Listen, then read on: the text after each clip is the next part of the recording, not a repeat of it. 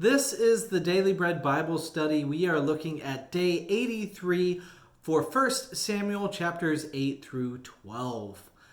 We will see discussions about leadership today, especially about Saul, who will be anointed as king. In 1 Samuel chapter 8, though, we begin with Saul as this inspiring leader devoted to God since he was born.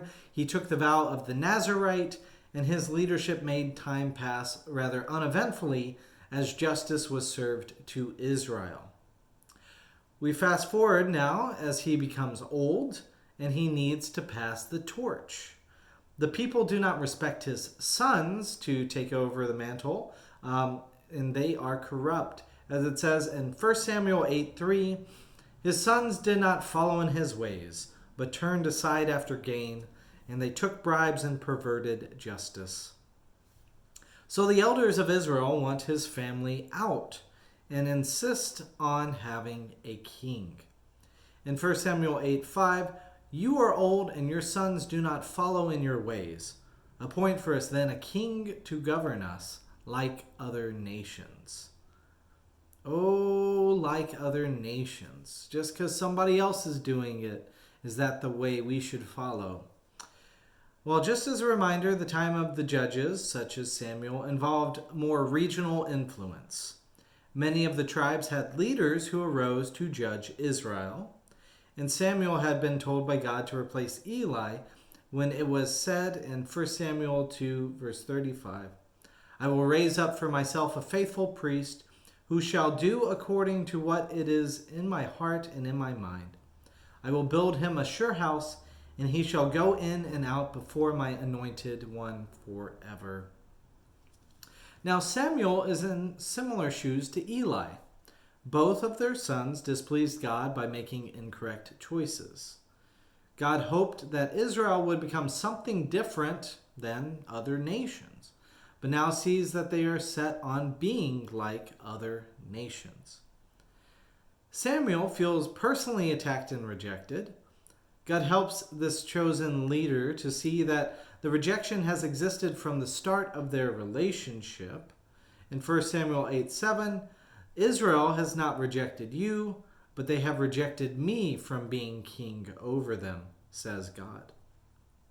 So God tells Samuel to give them a king, but warns them that having a king, being like other nations, is going to come with challenges, namely reversing the Exodus going towards Egypt. In 1 Samuel 8:17, God says, you shall be his slaves, and in that day you will cry out because of your king, whom you have chosen for yourselves. But the Lord will not answer you in that day. So the phrase, he will take blank from you, is used often here to let them know what is going to happen because of kings.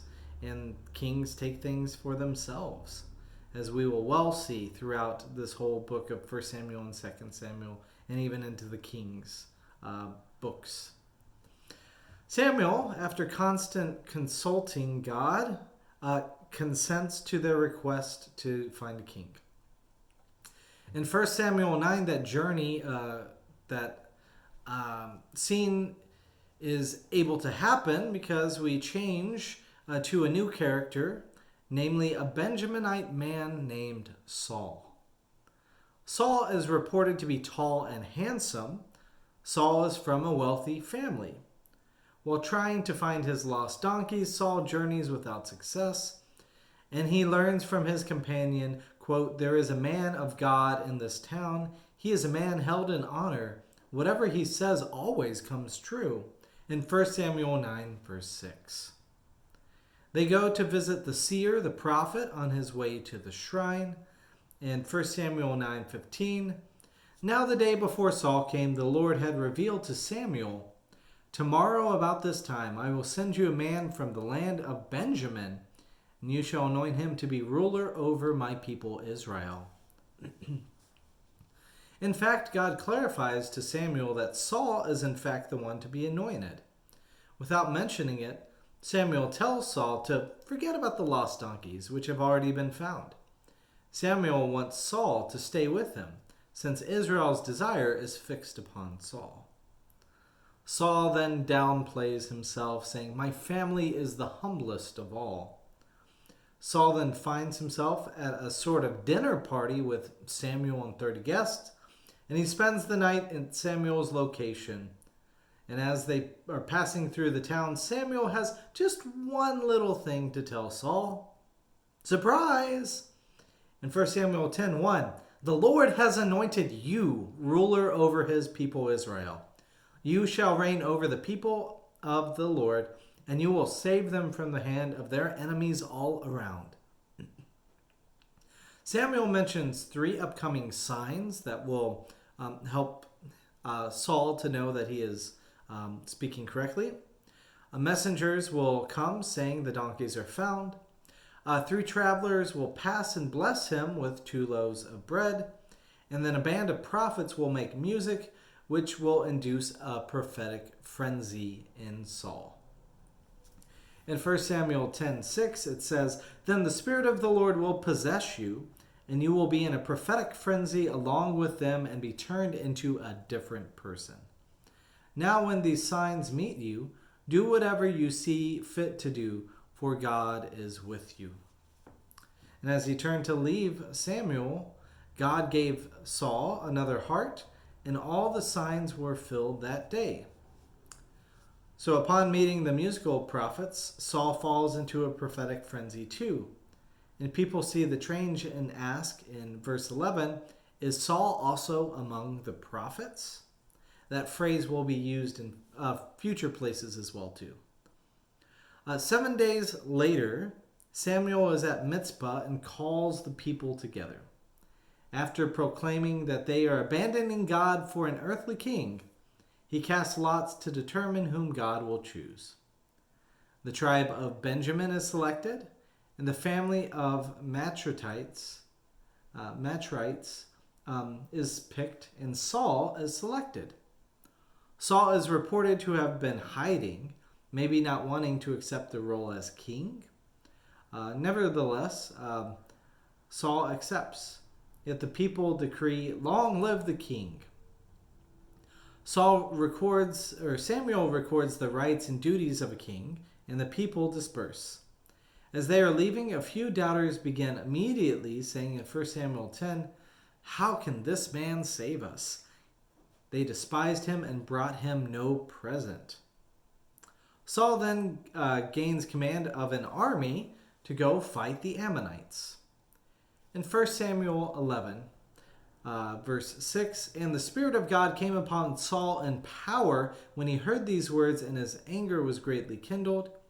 He took a yoke of oxen and cut them in pieces, and sent them throughout the territory of Israel by messengers, saying, 'Whoever does not come out after Saul and Samuel, so shall it be done to his oxen.' Then the dread of the Lord fell upon the people, and so they came out." Similar to the summons made to fight against Gibeah, which was the tribe of Benjamin, and at the end of Judges, this time instead the Benjaminites call everyone together to fight against the Ammonites. Saul leads the forces and smites the Ammonites from Jabesh, and the people give respect to Saul and he puts to death the doubters. Saul instead shows mercy. In 1 Samuel 11, verse 13, "But Paul said, 'No one shall be put to death this day, for today the Lord has brought deliverance to Israel.' Samuel said to the people, 'Come, let us go to Gilgal, and there renew the kinship.' And so all the people went to Gilgal, and they made Saul king before them, before the Lord in Gilgal." So they've got a king. Look at that. Saul is their king. Things are going to go well. He has proven himself in battle. What could go wrong? Well, in 1 Samuel 12, Samuel believes he has done his part, anointing Saul as king. Samuel wants them to restate this, that we freely choose having a king and enslaving ourselves to his leadership. Samuel then recounts the story to that point, the famine of Jacob, the Egyptian oppression, the exodus and wilderness, the conquest and land distribution, the idolatry leading to oppression in the time of the judges, and God sending judges to rescue them, and then finally wanting a human king. In 1 Samuel 12:14, if you will fear the Lord and serve him and heed his voice and not rebel against the commandment of the Lord, and if both you and the king who reigns over you will follow the Lord your God, it will be well. But if you will not heed the voice of the Lord, but rebel against the commandment of the Lord, then the hand of the Lord will be against you and your king.